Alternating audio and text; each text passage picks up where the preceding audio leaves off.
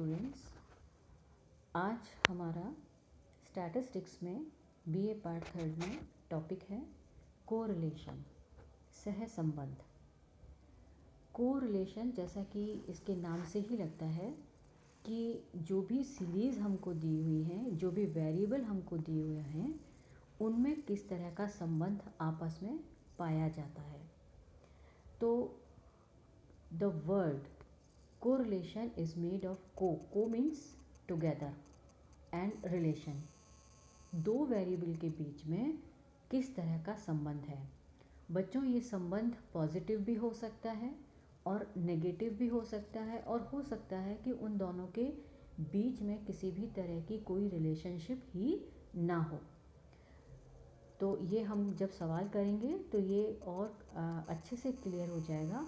लेकिन फिर भी यहाँ आपको बता दें कि पॉजिटिव रिलेशनशिप का मतलब होता है, या पॉजिटिव कोरिलेशन का मतलब होता है कि जब एक वेरिएबल में वृद्धि या कमी होती है तो दूसरे वेरिएबल में भी वृद्धि और कमी होगी, यानी दोनों के परिवर्तन एक ही दिशा में होंगे। नेगेटिव कोरिलेशन का मतलब होता है कि एक वेरिएबल में वृद्धि होती है तो दूसरे में कमी होती है, यानी उन दोनों के बीच में विपरीत परिवर्तन होते हैं। और यदि इन दोनों के बीच में किसी भी तरह का कोई संबंध नहीं होता तो या दोनों के बीच में यानी x बढ़ता या घटता है तो y बढ़ेगा या घटेगा, यानी किसी भी तरह का जब कोऑर्डिनेशन नहीं होता तो कोरिलेशन की वैल्यू जो है वो ज़ीरो होती है। तो इस कोरिलेशन कोफिशिएंट को हम r से डिनोट करते हैं, स्मॉल r। कोरिलेशन कोफिशिएंट के लिए हम स्मॉल r का प्रयोग करते हैं। r का मतलब है correlation. The correlation coefficient is a number that gives us the direction and degree means closeness of linear relations between two variable। Now ये जो r की वैल्यू है यानी कोरिलेशन की जो वैल्यू है, दैट वो उनकी वैल्यू की एक्सट्रीम वैल्यू है, यानी या तो यदि +1 आता है आपका आंसर या -1। +1 का मतलब है perfectly positive correlation between two variable x and y, और यदि -1 आता है तो इसका मतलब है कि there is a perfect negative correlation between x and y। तो r की वैल्यू यदि +1 आती है या -1 आती है तो ये perfect correlation, perfect positive correlation या परफेक्ट नेगेटिव कोरिलेशन को बताता है।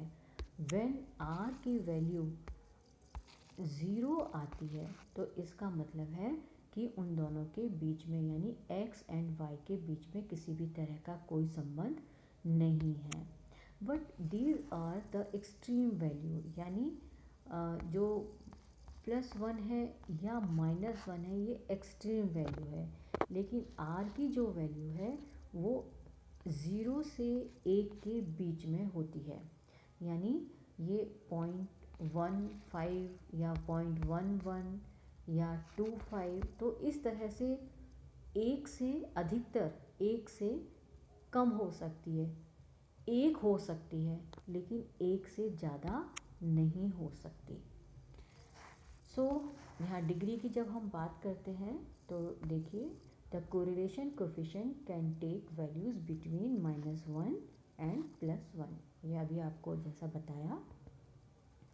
The sign of the correlation coefficient whether it is positive और नेगेटिव, यानी यदि पॉजिटिव हमारी वैल्यू आती है तो हम पॉजिटिव साइन लगाते हैं, और यदि नेगेटिव तो हम माइनस का साइन लगाते हैं, जो कि इनके determines the direction of the relationship between of the variables. If the correlation is positive, positive का मतलब है कि r इज़ मोर देन 0। यदि 0 से ज़्यादा वैल्यू आती है तो वो पॉजिटिव कोरिलेशन कहलाता है। इसका मतलब होता है कि value of one variable increases so does the other, दूसरे की वैल्यू भी इंक्रीज होती है, जैसे कि मैंने बिल्कुल आपको शुरू में ही बताया था। इसी तरह से where is if the correlation is negative, negative correlation का मतलब है कि r की वैल्यू 0 से कम है। तो the value of one variable increases, एक वेरिएबल इंक्रीज होता है, वैल्यू एक वेरिएबल की इंक्रीज होती है तो दूसरे की डिक्रीज होती है। इसी तरह से अ वैल्यू ऑफ ज़ीरो, यानी जब आर की वैल्यू ज़ीरो आती है तो दैट ये सिग्निफाई करता है two variables have no association between them, यानी इन दोनों के बीच में किसी भी तरह का कोई संबंध नहीं पाया जाता। कोरिलेशन को मैंने ये थोड़ा सा हिंदी में भी बताने की कोशिश की है कि सह संबंध बताता है कि दो चर आपस में कितने संबंधित हैं। यदि एक श्रेणी के चर मूल्य में परिवर्तन होता है तो दूसरी श्रेणी के चर मूल्य में भी जब परिवर्तन होता है तो ये दोनों समंक श्रेणियाँ सह संबंधित कही जाती हैं। प्लस और प्लस वन और माइनस वन के बीच में इन दोनों की वैल्यू पाई जाती है। कोरिलेशन में वैसे आपको बुक में बहुत 3-4 तरह के फार्मूले दिए हुए हैं, लेकिन यहाँ पर हमने जो फार्मूला लिया है that is called step deviation method, और मैंने आपको एक ही फार्मूला लिया है ताकि आपको 3-4 तरह के फार्मूले याद ना करना पड़े, केवल आप इसी फार्मूले को याद कीजिए। That is R is equal to N into sigma D X D Y minus sigma D X into sigma D Y divided by under root N into sigma D X square minus sigma D X square, और इसी तरह से sigma D N into sigma D Y square minus sigma D Y whole square. ठीक है, this is, अब ये क्या है, यानी डी एक्स डी वाई क्या है, डी एक्स क्या है, डी वाई क्या है। बच्चों जब भी हम कोरिलेशन की बात करते हैं तो हमको सिंपल कोरिलेशन में या जो हमारे दो चर वाले कोरिलेशन होते हैं, हमको दो वेरिएबल दिए होते हैं एक्स एंड वाई, हम इनसे डिविएशन यानी इनसे पहले हम अज्यूम मीन करते हैं, मीन को एक कोई सी भी एक वैल्यू को अज्यूम कर लेते हैं, वो अज्यूम मीन होता है, और उससे हम डिविएशन लेते हैं, यानी हम और उस डिविएशन को हम डी एक्स, यानी हम जब एक्स की सीरीज़ में से वैल्यू को अज्यूम करके डेविएशन लेते हैं तो वो सिग्मा डी एक्स होता है। ठीक है, इसी तरह से y की सीरीज़ को जब हम y की सीरीज़ में से जब हम एक वैल्यू को अज्यूम करके डेविएशन लेते हैं तो वो सिग्मा डी वाई, उनको जोड़ लेते हैं तो वो डी हो जाता है, सारी वैल्यूज़ को जोड़ लेते हैं तो वो सिग्मा डी एक्स और सिग्मा डी वाई हो जाता है। जब हम इन दोनों डेविएशंस को यानी डी एक्स और डी वाई को आपस में मल्टीप्लाई करके जोड़ लेते हैं तो वो sigma D X D Y होता है। इसी तरह से सिग्मा डी एक्स स्क्वायर क्या है, जो भी डी एक्स हैं यानी जो एक्स के डेविएशन लिए हैं उन वैल्यूज़ को यदि हम स्क्वायर कर दें, हम उनको डबल कर देते हैं और उसको जोड़ लेते हैं तो वो हमको सिग्मा डी एक्स स्क्वायर मिल जाता है।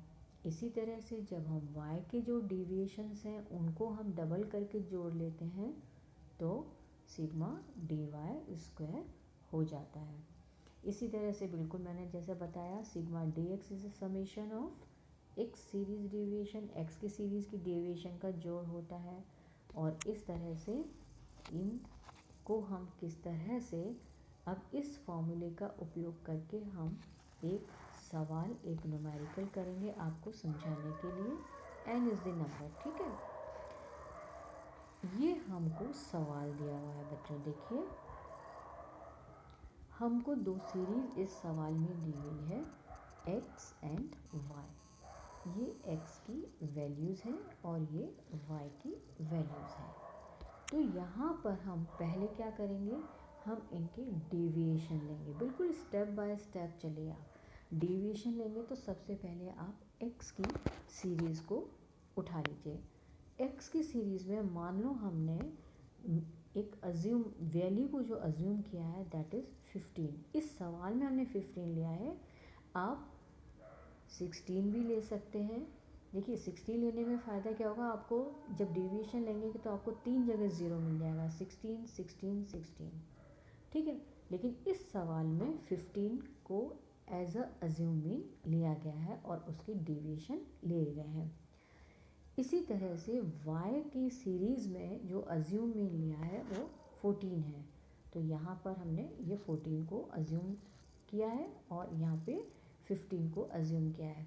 अब हम इनके आपस में डेविएशन लेंगे, तो dx deviation of x series, x minus A यानी x माइनस ए, बिल्कुल साइन का ध्यान रखना है। x माइनस ए का क्या मतलब होता है, 14 माइनस 15, अज्यूम किया ना, A is for assuming x, जो x के वैल्यू है। अब 14 14 माइनस 15, तो 15 जो है माइनस का, दैट इज़ लार्जर देन 14, सो हमारा आंसर आएगा -1, तो दैट हियर इज़ -1। इसी तरह से 12 minus 15 is -3, 14 minus 15 that is -1, 16 minus 15 1, again 16 minus 15 this is 1, 17 minus 15 this is 2, plus के हैं क्योंकि ये वैल्यूज़ जो हैं बड़ी हैं।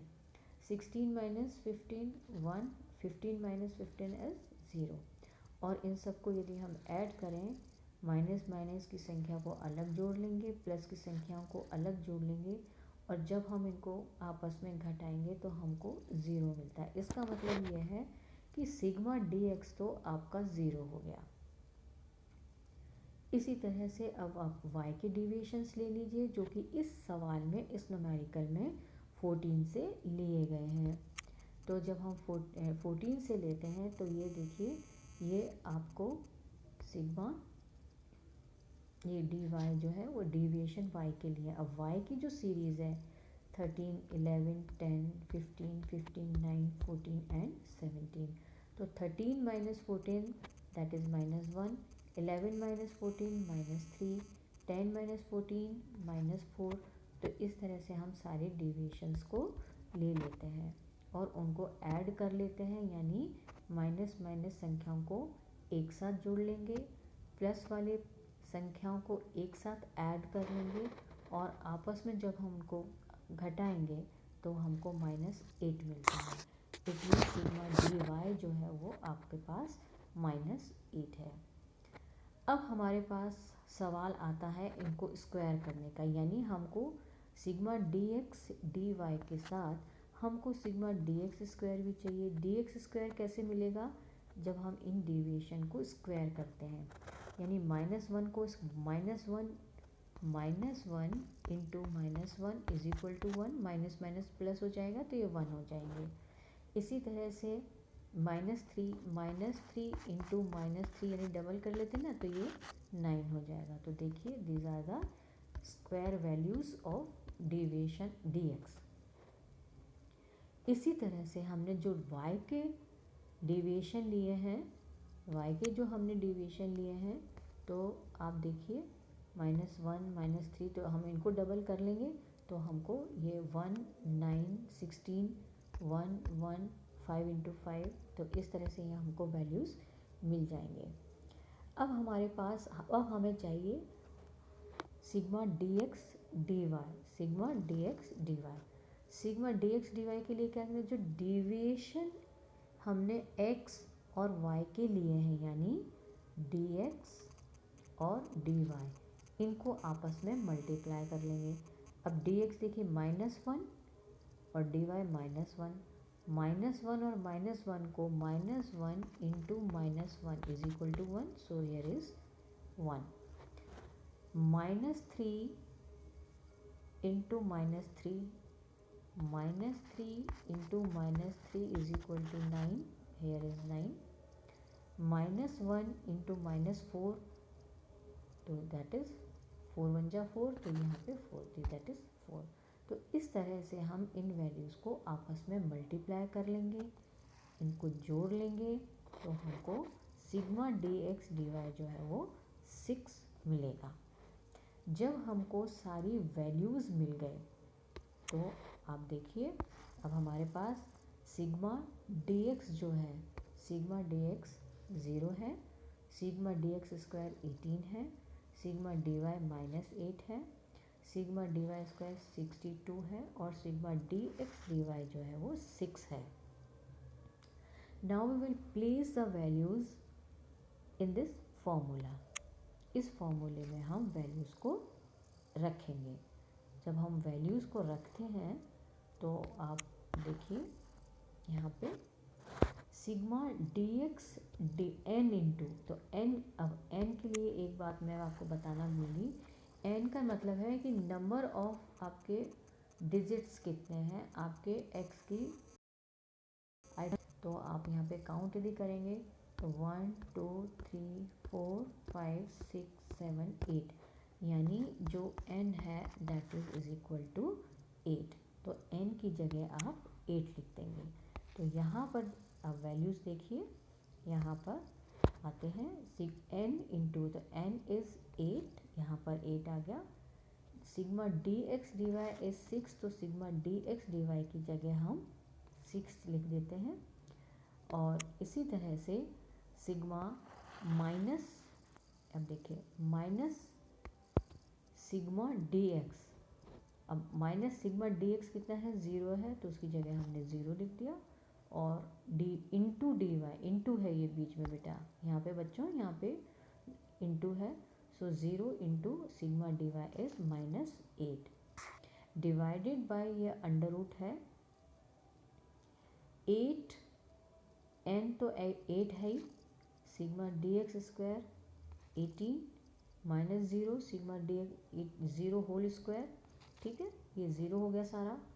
और इसी तरह से हम यहाँ पर डी वाई स्क्वायर इनकी वैल्यूज़ को प्लेस कर देंगे, इनको हम सॉल्व करेंगे यहाँ पे। तो देखिए जब हम सॉल्व करते हैं तो आपकी, क्योंकि ये 0 हो गया और आपस में इस 0 को हम मल्टीप्लाई कर देते, पोर्शन जो है वो पूरा 0 हो जाता है। और यहाँ पर हमको जो हमारे लिए बचता है वो 48 बचता है। 48 डिवाइडेड बाय, अब आप यहाँ पे इसको सॉल्व कर लीजिए। तो यहाँ पर आपस में सॉल्व करने के बाद इंटू कर लीजिए, 144 इंटू 4 32, इनका अंडर रूट मल्टीप्लाई करने के बाद अंडर रूट निकाल लीजिए, अंडर रूट ये आएगा।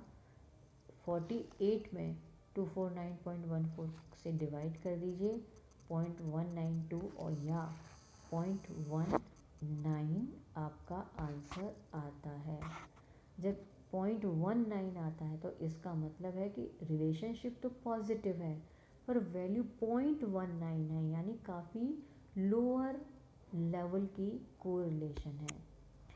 अब देखिए जो फॉर्मूला हमने लिखा है उसी फॉर्मूले को हम इस रूप में भी लिख सकते हैं। इसलिए बच्चों यदि फॉर्मूला भी लिखते हैं तो बिल्कुल ठीक है, और इससे ऊपर वाला जो फॉर्मूला हमने लिखा है उस फॉर्मूले से भी आप कोरिलेशन के सवाल कर सकते हैं। Thank you very much.